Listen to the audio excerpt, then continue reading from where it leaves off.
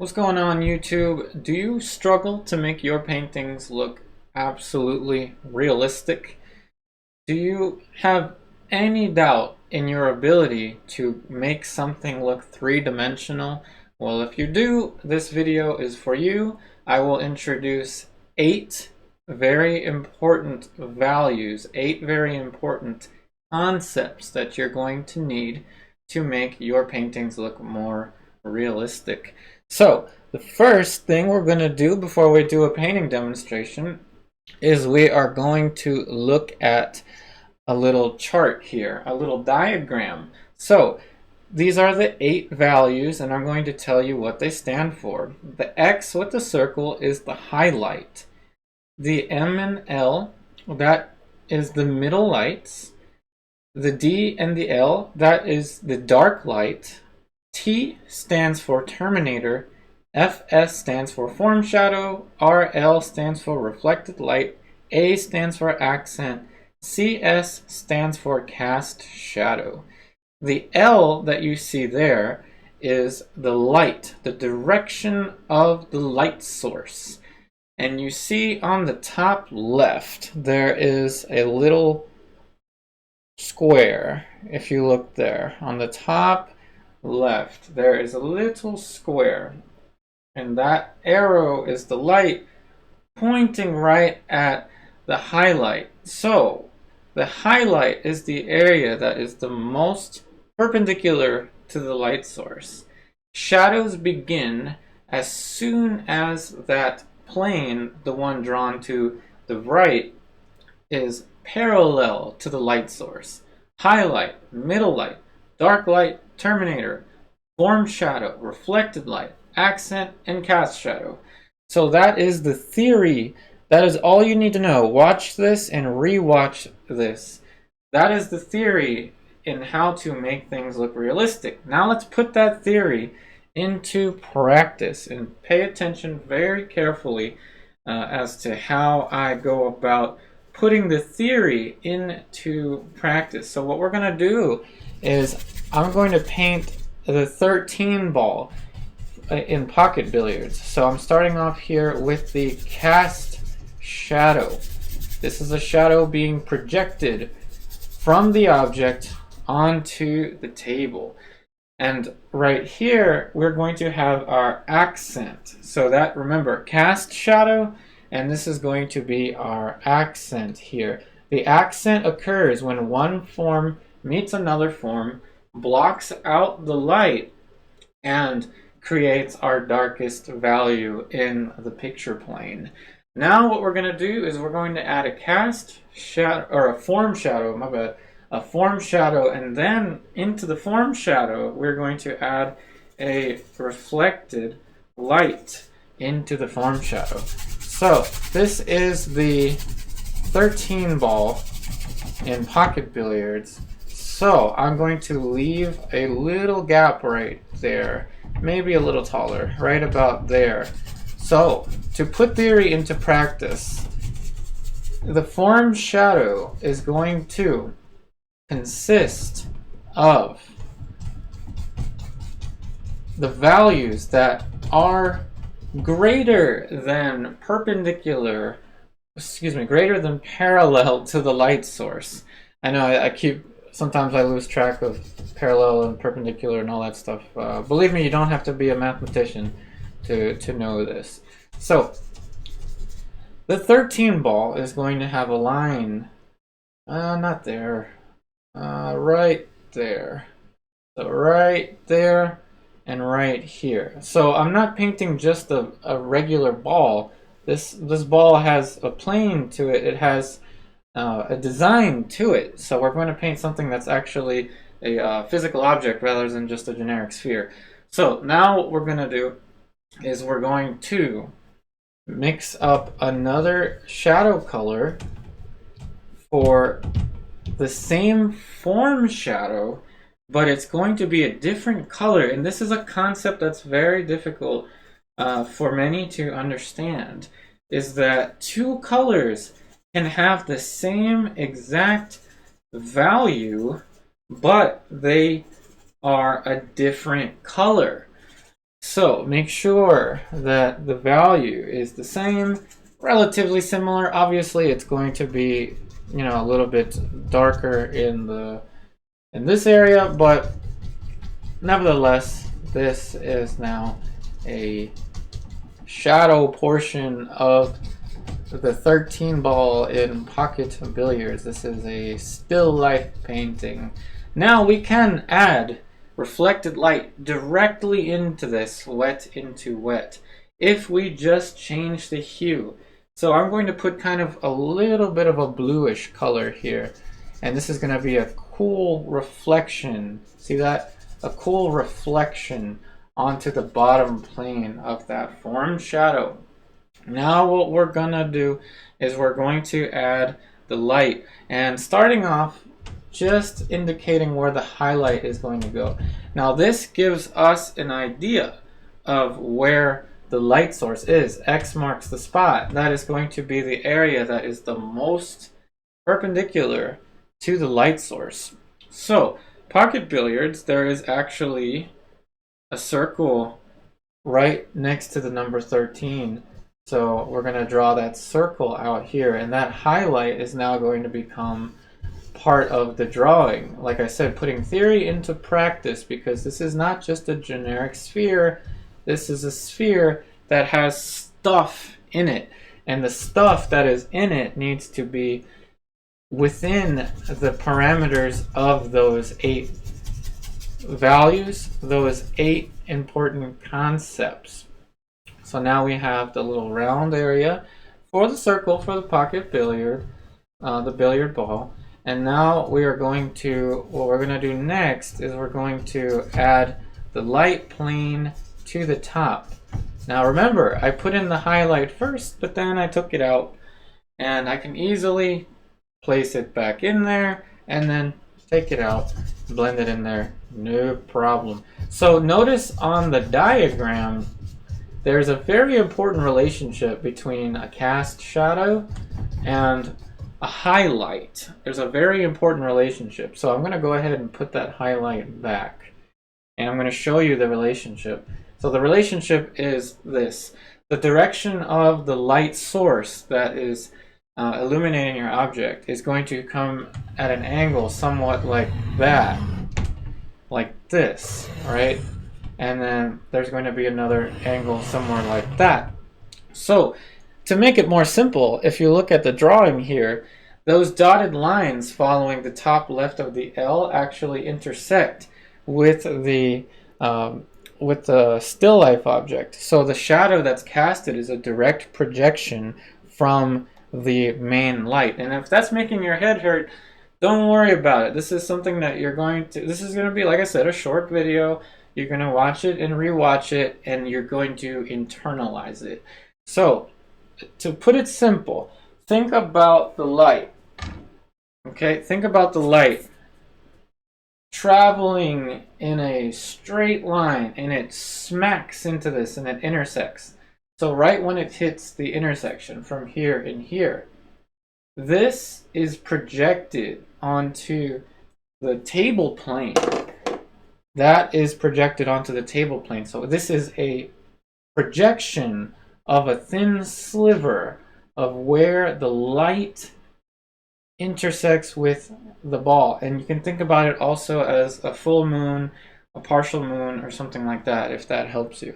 So now what we're going to do is we're going to put the middle lights onto this still life object. Now here's where theory gets put into practice. Theory is now about to get put into practice because middle light stands for the middle lights, the middle tones on any object, and there's going to be a variety. The closer something gets to right there, the terminator, which is the termination between light and dark, the darker it's going to get. The further we get away from being perpendicular to the light source, the darker things are going to become. The dark light is a very, very important value. It cannot be appreciated. So I'm using dioxazine purple actually to map out that thin sliver. If you look at Raphael drawings, Tiepolo drawings, basically any old master drawings, they will emphasize the dark light because it's a very important turning value. So see, I'm placing it down here. And now that we're adding that value, it's important to know that that value is subtle. You're not really going to notice it very much. And you'll see it on noses when you're doing portraits. I paint it all the time around jaw lines. Anything that has curvature, light, and shadow is going to have a dark light. And you need to emphasize it now.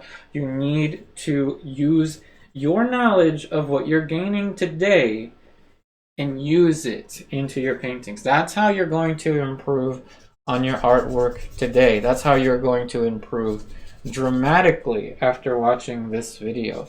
So now I'm painting in the dark light here. Like I said, I'm putting theory into practice because this is not your generic sphere. I'm not going to just round out a sphere for you.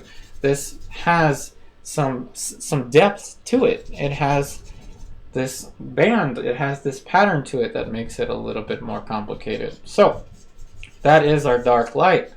Okay, that is our dark light. Now what's important is that that dark light remains true, remains obvious to the viewer. Now what we're going to do is we're going to put the middle lights for the ball, and the middle lights I can paint very freely. So now I'm going in and I'm putting just a standard cadmium red mixed into this. So there's the cadmium red, and believe me, I can't draw a straight line to save my life. I'm a full-time artist, but I can't draw a straight line to save my life. I actually used a dinner plate to trace out that circle, because why spend all that time trying to draw a perfect circle if you can just use a dinner plate? I used a T-square to draw that line. Like I said, I can't draw a straight line. You kidding me? A straight line is just not something that I want to draw. So anyway, so now, like I said, theory put into practice. So I'm making sure that these little bands here are the same length because of the perspective of the ball. Like I said, you're not going to just be painting spheres, generic spheres. You're going to be painting objects. You're going to be painting objects, you're going to be painting places, people. Mountains are going to have, they're going to follow the same light and shadow, form shadow, middle light, highlight, dark light, accent, because one form blocks another form. It could be as small as a cue ball or a billiard ball, or it could be a mountain, it could be a face, it could be a poodle, it could be a portrait of Uncle John. Whatever it is going to be following the form. And those 8 values, internalize them, memorize them, write a song about them if you can, because I am not good at that. And make it part of your mindset as you are painting or drawing anything. So whether you're painting or you're drawing, keep that in the back of your mind always. Am I on the middle light? Am I on the dark light? And by middle light should be plural, because these values actually get slightly darker as we get closer to the shadows. Now, this is what is going to take your artwork to the next level, and I keep saying this over and over and over again because I want you to have this tool set. Please share this video. Please share it with others so that they can also benefit from the information that I'm giving you. This information was passed on to me by John DeMartin, one of the best teachers I've ever had. One of the best teachers I've ever had the fortune to teach me how to draw. So, like I said, I can't draw a circle or a straight line to save my life, and an oval is no exception. An oval is a series of straight lines and angles, like anything, but it's gotta be somewhat more accurate than what I have here, so I'm fixing that for you. There you go. Alright, so now we have the oval there, And what needs to take place here in order to make this look even more realistic is going to be the edge work. Now, I'm going to add perhaps a little bit more white right there so that highlight is nice and strong, very strong highlight. Now, what we're going to do is we're going to take a little more paint now and we're going to emphasize the dark light. And in emphasizing the dark light, we're going to actually start by emphasizing the Terminator because we don't have the Terminator in there yet. So this is the Terminator. I'm making it a little bit darker. And what it does is it gives more depth to the form. Pay attention to every aspect of this video. This video will change your art for the better. So it will give you the knowledge needed, not just to paint the 13 ball in pocket billiards, but to paint anything that has form. Anything that has form. And that is a very powerful tool to have at your disposal. So see how I'm filling in that gap right there? There once used to be a gap. And all of a sudden, like magic, the dark light is magical. It is a very magical value because of, look at that. Look at what it does. It's like magic.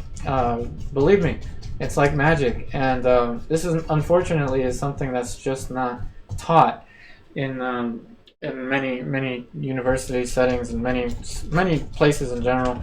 Don't emphasize the importance of why things look round. So now I'm just letting this walk all into the middle light. So you see now we've transitioned from the dark light into the middle light, but that band there of dark light is absolutely indistinguishable.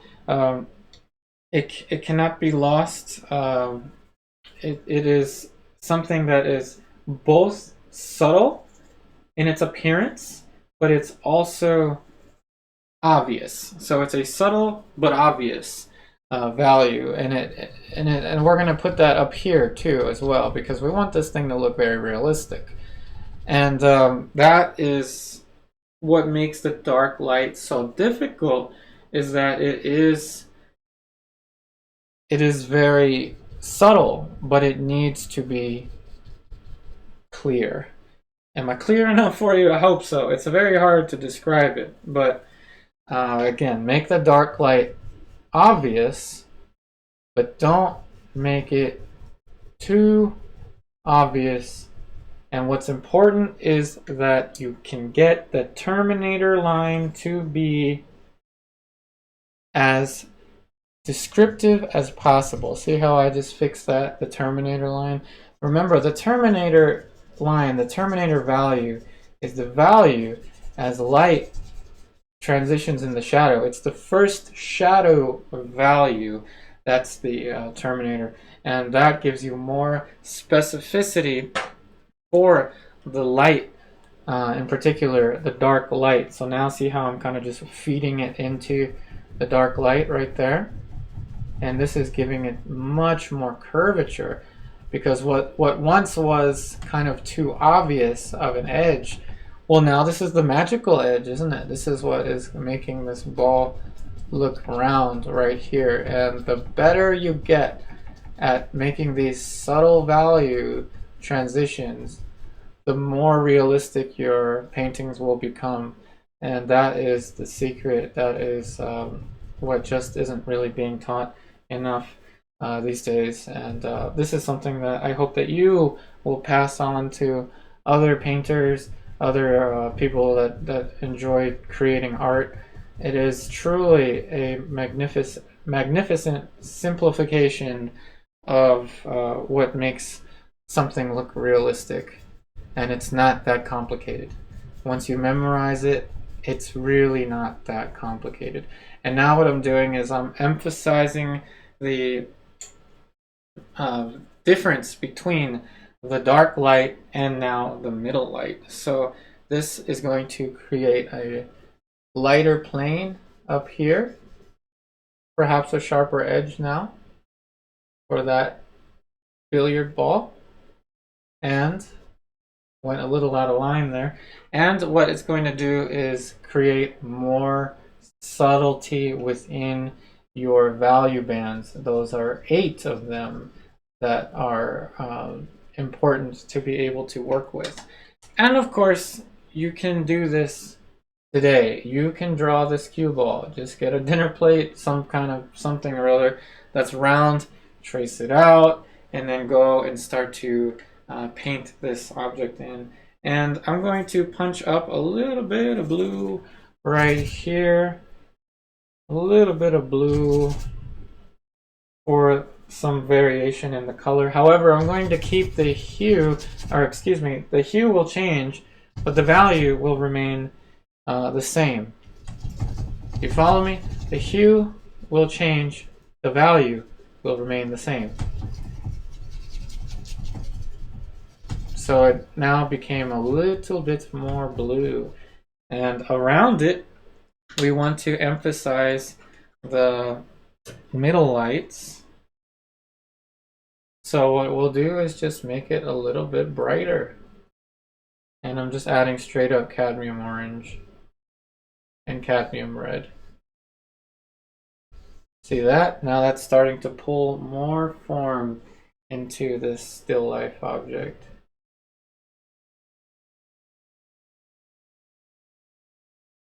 It can't get any easier than this.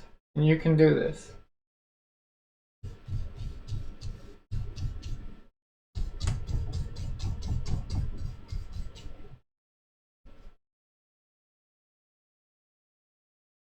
Okay, you see that? Absolutely simple. Now, what else is there to this?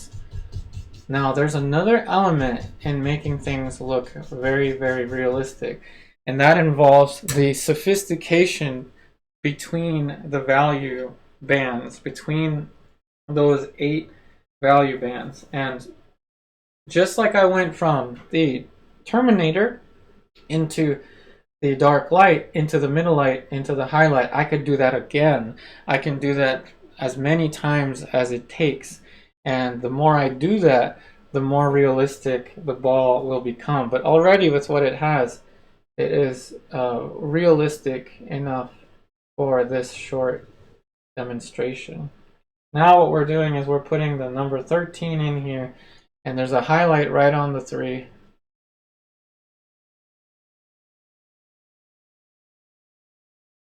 So not only can I not draw a straight line, but my handwriting is awful. So I really have to work at it in order to have decent handwriting. But my handwriting pretty much is no good. But I'm treating it just like any other drawing. Even though it's a number, in theory, this should be the easiest thing in the world to draw. The number 3. Actually, the number 1 is probably the easiest thing in the world to draw. But I'm still giving it as much respect as I can.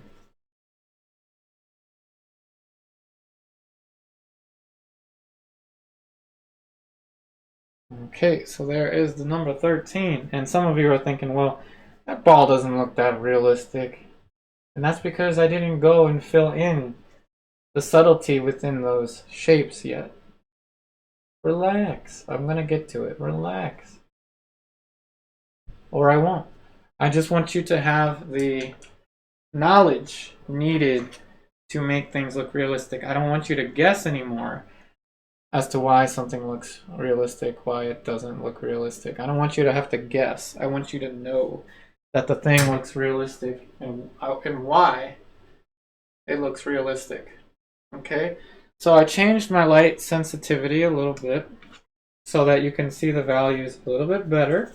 And we're going on about 24 minutes, so this isn't the shortest of videos, but it is a very short lesson for you on YouTube to be able to watch and rewatch and to know what it took to make this look realistic.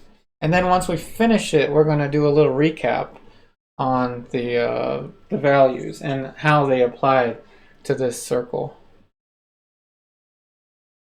And you can do this. I keep saying that. I want you to know that you can do this. This is something that you can achieve with your artwork. And apply this. You can achieve this and you can apply this to everything you do, especially portraiture. This applies to portraiture, the curvature of the side of the face, and areas like that. This is a very, very, very useful thing to keep in the back of your mind. And I was fortunate to be taught this when I was like 18, 19. Actually, I think I might have been 19. I was 19 when I was taught this.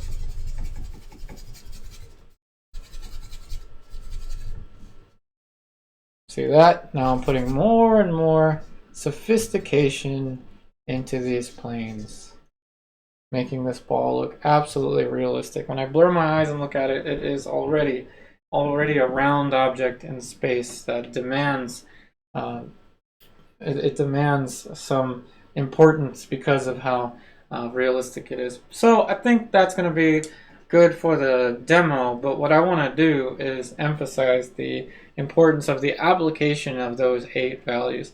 Those 8, let's just call them those 8 things, the 8 values. Yeah, let's just say 8. So this is 1 right here, the highlight. 2, the middle light. 3, the dark light. 4, the terminator. 5, the form shadow. 6, the reflected light. 7, the accent.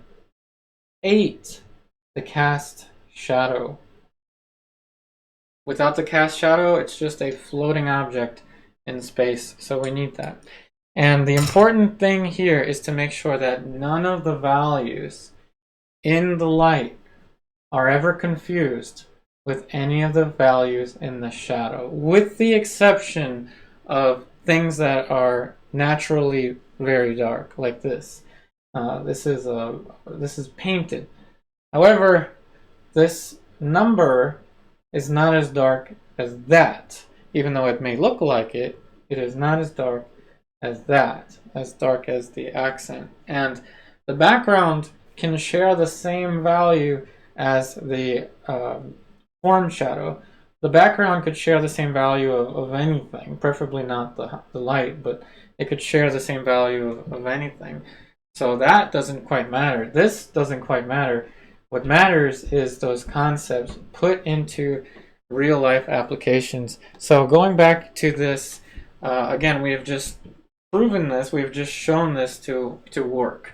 So remember, the highlight is the plane most perpendicular to the light source, and just as the form turns parallel with the light source, that is where the true shadow begins. That is the terminator line. It is the termination of light into shadow. The middle lights are the values in between the dark light and the highlight. They'd help to describe form the most, especially when it comes to portraiture and things like that. The dark light is the absolute most important midtone value. Midtones are just values. The dark light is the most important value in the light in order to describe curvature. Terminator is the physical beginning of the shadow. The form shadow is the shadow on the form, the areas that are further away than being parallel to the light source. Reflected light is because there would be some ambient light, but be very careful with reflected lights. Very careful with reflected lights, because it's so easy for a reflected light to get confused with a light. So be careful with the reflected light. The accent is where one form meets another form, blocks out the light right there, blocks out the light, and well, it blocks out the light, and it's the darkest area. And then you have the cast shadow, which is a projection onto the table surface, or like for example, the nose always projects a cast shadow onto the face if there's a light coming from this. Right here on my neck, there's a cast shadow here from the light source, and then a form shadow right next to it. So that is about it. And once again, this was a supplemental video for those of you that are taking in-person classes with me. In class, we are going to recreate the same 13 ball, but of course we're going to render it even further, adding more subtlety into it, and the thing is going to look so dimensional. It's going to look so realistic, you can just pick it up. That's how realistic it's going to look.